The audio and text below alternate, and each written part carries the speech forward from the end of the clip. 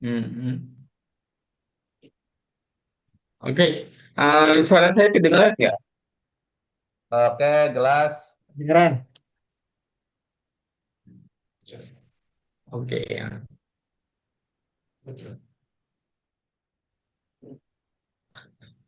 Baik, langsung aja. Bismillahirrahmanirrahim. Assalamualaikum warahmatullahi wabarakatuh. Waalaikumsalam Waalaikumsalam warahmatullahi Eh, wabarakatuh. ya, baik.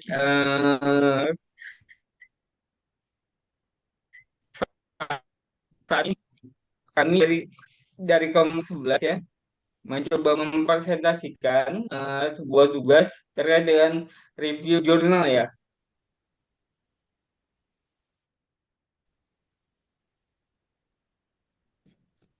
Nah, eh, jurnal yang akan kami review kali ini berjudul Syariah Audit in Zakat Institution Study at Basnas of West Java Province. Kalau dalam bahasa Indonesianya, audit syariah dalam institusi zakat. Study di Basnas Provinsi Jawa Barat ya. Nah, sebelumnya saya akan mencoba memperkenalkan eh, nama anggotanya ya. Pertama saya Muhammad Anwar, yang kedua Pak Iing Misbahuddin, dan yang ketiga Pak Agis Nur Sugiana ya. Bahwasanya ini adalah mata kuliah eh, terkait dengan aspek kepatuhan dan audit syariah dengan dosen pengampu Profesor Sigit Pramono ya, begitu. Eh, sudah kelihatan belum? Slide ya. Sudah, sudah Udah. terlihat. Itu kan wajah saya nggak kelihatan deh kayaknya. Di sini kelihatan. Itu tadi ya, nggak apa-apa, nggak apa-apa. Baik, yang pertama terkait dengan artikel jurnal ya, bahwasanya jurnal ini dia terbit di Mimbar, nama jurnalnya nama jurnalnya dari jurnal Mimbar. Ini dari UIB Universitas Islam Bandung, volume ke 36 nomor kedua dengan judul Syariah Audit in Zakat Institution Study at Basnas of West Java Province, atau dalam bahasa Indonesianya audit syariah pada institusi zakat studi di Basnas Provinsi Jawa Barat. Nah, jurnal ini ditulis oleh tiga mahasiswi ya. Pertama ada Sri Padilla, yang kedua Nur Leli, dan yang ketiga Kania Nur Nurholisah. Nah, eh, ketiganya merupakan mahasiswa dari studi akuntansi Fakultas Ekonomi dan Bisnis Universitas Islam Bandung. Nah, selanjutnya terkait dengan abstrak ya, bahwasanya penelitian ini membahas mengenai implementasi audit syariah pada lembaga zakat dengan fokus pada studi kasus di Basnas Provinsi Jawa Barat. Meskipun audit syariah sudah menjadi kewajiban ya, ini berdasarkan KMA, Keputusan Menteri Agama Nomor 733 Tahun 2018, ternyata masih sedikit lembaga zakat yang menerapkannya secara nyata. Nah, penelitian ini menggunakan metode kualitatif dengan teknik pengumpulan data berupa kuesioner, wawancara observasi, dan dokumentasi. Hasilnya menunjukkan bahwa yang pertama, ruang lingkup audit syariah meliputi proses penghimpunan dan penyaluran zakat. Yang kedua, tahapan audit terdiri dari perencanaan, pelaksanaan, dan laporan. Dan yang ketiga, hasil audit menghasilkan opini sesuai dengan syariah. Begitu. Dan penting sebagai media akuntabilitas secara syariah serta berperan besar dalam meningkatkan kepercayaan publik terhadap lembaga zakat. Gitu. Nah, mungkin selanjutnya akan dilanjutkan oleh kawan saya, Pak Iing. Mangga dipersilakan. Baik, Saya lanjutkan. Di dalam pendahuluan di sini audit syariah merupakan kewajiban bagi setiap lembaga zakat sebagai bentuk akuntabilitas terhadap prinsip-prinsip syariah. Mengingat zakat adalah bagian dari pengolahan dana publik yang bersifat religius.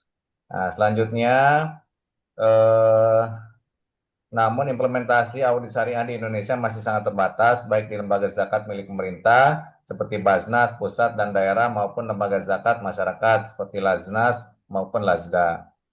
Nah, selanjutnya Basnas Provinsi Jawa Barat menjadi satu-satunya lembaga di tingkat provinsi yang telah melaksanakan audit syariah secara formal dengan dukungan auditor dari Kementerian Agama RI. Sementara itu, 27 Basnas Kabupaten Kota di Jawa Barat belum melaksanakannya secara mandiri. Masalah ini bukan hanya soal kesiapan lembaga zakat sebagai auditi, namun juga soal ketersediaan auditor serta kebijakan audit syariah yang masih dalam proses penyempurnaan. Dijelaskan selanjutnya, kondisi ini berkontribusi terhadap rendahnya kepercayaan masyarakat yang tercermin dalam tingkat penghimpunan zakat yang hanya berkisar antara 40 sampai 50% dari potensi yang ada. Dijelaskan lebih lanjut bahwa audit syariah dibutuhkan untuk memastikan bahwa lembaga zakat benar-benar menjalankan fungsi intermediasi zakat sesuai prinsip syariah, serta untuk membangun sistem tata kelola yang profesional dan religius. Penelitian ini berusaha untuk mengkaji implementasi audit syariah di Basnas Provinsi Jawa Barat sebagai model praktik yang bisa dijadikan acuan nasional. Selanjutnya, di dalam metodologi, penelitian ini menggunakan pendekatan kuantitatif dengan metode studi kasus tunggal yang difokuskan pada Basnas Provinsi Jawa Barat. Tujuannya adalah untuk mendalami implementasi audit syariah dan dampaknya terhadap tata kelola zakat dan kepercayaan publik. Selanjutnya, teknik pengolahan data ini ada 3 observasi, yaitu mengamati langsung aktivitas operasional Basnas. Yang selanjutnya, yang kedua, wawancara mendalam dengan pimpinan, kepala divisi, unit, dan kader Basnas. Selanjutnya, ada dokumentasi, yaitu menganalisis dokumen internal seperti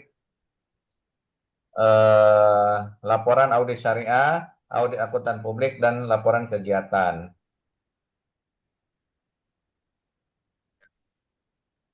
Selanjutnya, next.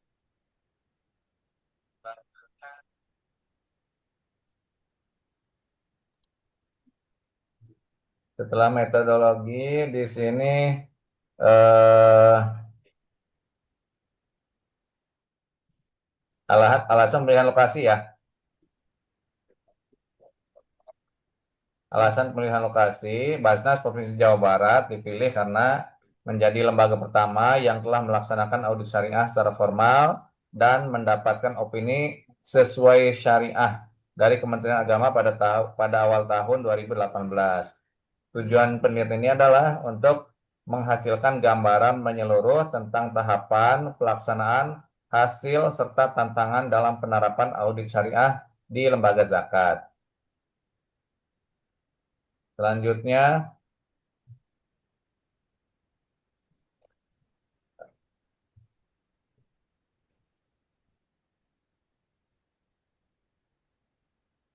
tujuan ya, temuan.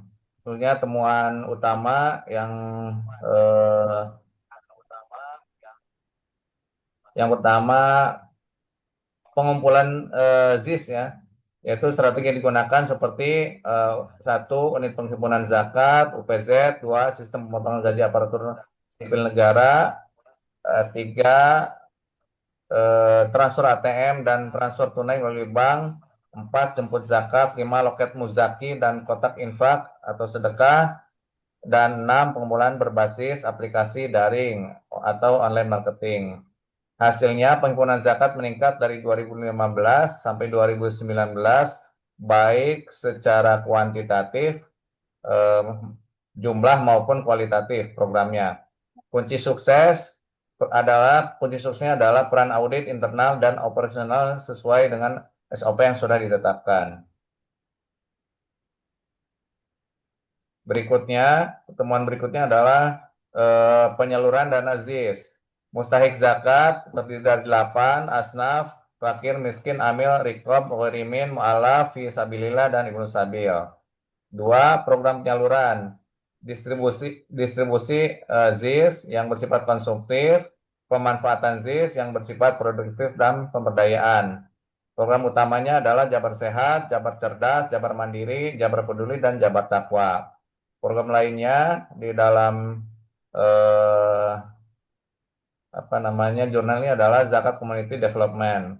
Hasil penyaluran dan pendayagunaan dari 2015 sampai 2019 meningkat baik secara kuantitatif maupun secara kualitatif. Selanjutnya,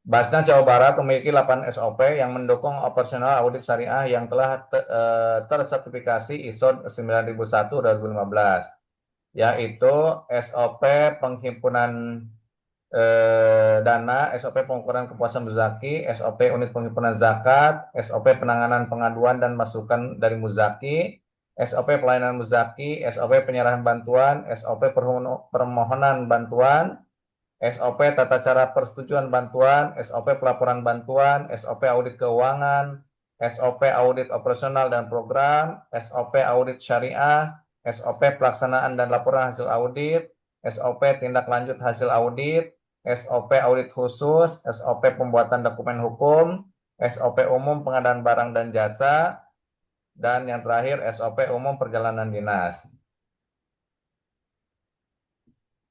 Selanjutnya, pelaporan Basnas Jawa Barat, dasar hukum Perbasnas nomor 4 tahun 2018 tentang pelaporan penyelenggaraan pengelolaan zakat. Dilaporkan setiap 6 bulan dan akhir tahun melalui aplikasi Simba. Jenis laporannya terdiri dari laporan kinerja, laporan keuangan, dan laporan pengelolaan zakat. Selanjutnya,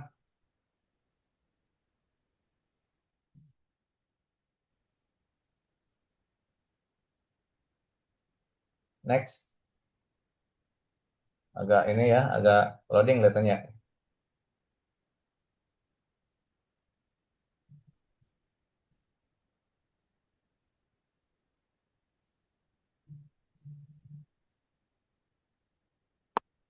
Selanjutnya, audit syariah pada lembaga zakat Basnas Jawa Barat. Audit syariah berasal dari Kementerian Agama Republik Indonesia. Dasar hukumnya Keputusan Menteri Agama Nomor 733 Tahun 2019 tentang penyelenggaraan audit syariah. Alasan, lembaga zakat merupakan lembaga keuangan yang menjalankan fungsi zakat dengan menerapkan prinsip-prinsip syariah. Ruang lingkup objek audit syariah yaitu peran intermediasi, yaitu pengumpulan dana ZIS dari muzaki dan penyaluran kepada mustahik. Aspek manajemen zakat yang akan diaudit adalah penerapan prinsip syariah dalam kegiatan operasional lembaga zakat.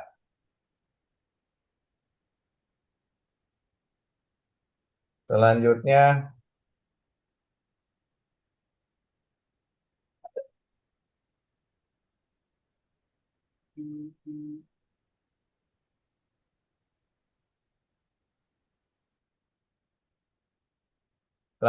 audit syariah pada lembaga zakat. Tahapan audit syariah yaitu tahapan perencanaan, tahapan pelaporan, dan tahap pemberian rekomendasi. Hasil audit syariah, opini sudah sesuai dengan prinsip syariah atau belum sesuai dengan prinsip syariah. Auditor juga akan memberikan rekomendasi kepada pihak manajemen untuk melakukan perbaikan di masa depan. Tujuan utama audit syariah di lembaga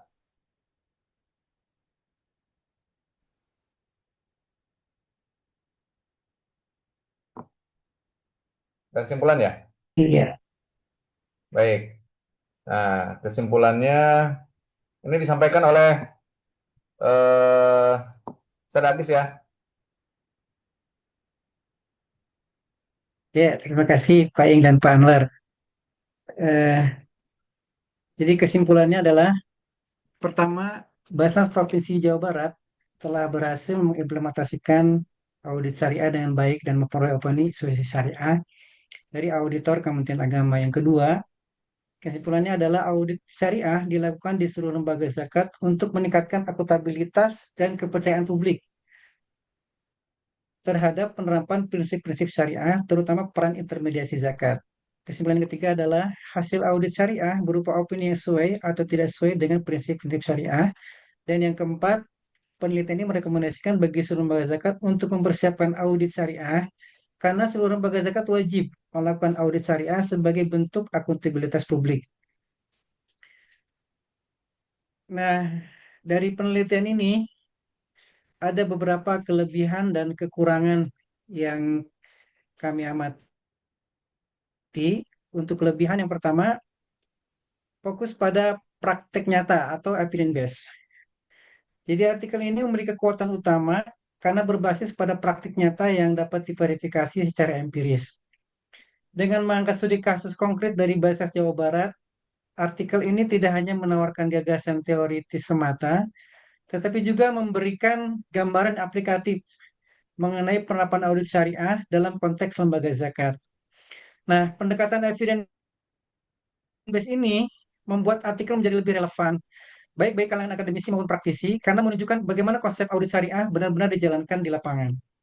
Yang kedua, kelebihannya adalah mengisi celah riset yang jarang dibahas. Nah, audit syariah pada lembaga zakat masih merupakan topik yang minim eksplorasi dalam literatur ilmiah, khususnya dalam konteks Indonesia ya. Artikel ini menyoroti area yang belum banyak dikaji secara mendalam, sehingga memberikan kontribusi penting terhadap pengembangan ilmu pengetahuan di bidang keuangan syariah. Dengan membahas isu yang jarang disentuh, artikel ini membuka ruang diskusi baru dan dapat menjadi referensi awal yang bermanfaat bagi peneliti lain yang ingin mengkaji tema serupa di masa depan. Kelebihan yang ketiga, artikel ini menggunakan metode triangulasi data. Jadi keunggulan lain dari artikel ini adalah penggunaan metode triangulasi dalam pengumpulan data, yaitu kombinasi antara observasi, wawancara, dan dokumentasi. Nah, strategi ini memperkuat validitas dan keadaan dan keandalan temuan penelitian. Karena data yang dihasilkan tidak hanya berasal dari satu sumber, melainkan dari berbagai pendekatan yang saling melengkapi. Dengan demikian, hasil penelitian menjadi lebih komprehensif dan mampu menggambarkan realitas yang lebih utuh dan objektif. Adapun kekurangannya yang pertama, ruang lingkup sempit. Jadi hanya satu lembaga. Nah, penelitian ini hanya mengambil satu objek studi yaitu Basnas Jawa Barat. Fokus yang terlalu sempit ini membuat hasil kajian kurang mencerminkan kondisi umum audit syariah di lembaga zakat lain, baik di tingkat provinsi maupun nasional. Dengan demikian, generasi temuan menjadi terbatas dan belum bisa dijadikan representasi menyeluruh terhadap pelaksanaan audit syariah di seluruh Basnas dan LAS Indonesia. Layarnya masih di kekurangan. Yang kedua, kekurangan yang kedua, artikel ini minim data kuantitatif. Jadi artikel ini belum menyertakan data numerik atau statistik yang dapat memperkuat analisis, seperti data efisiensi pelaksanaan audit, dampaknya terhadap kepercayaan publik, atau tren pengumpulan zakat setelah diterapkannya audit syariah.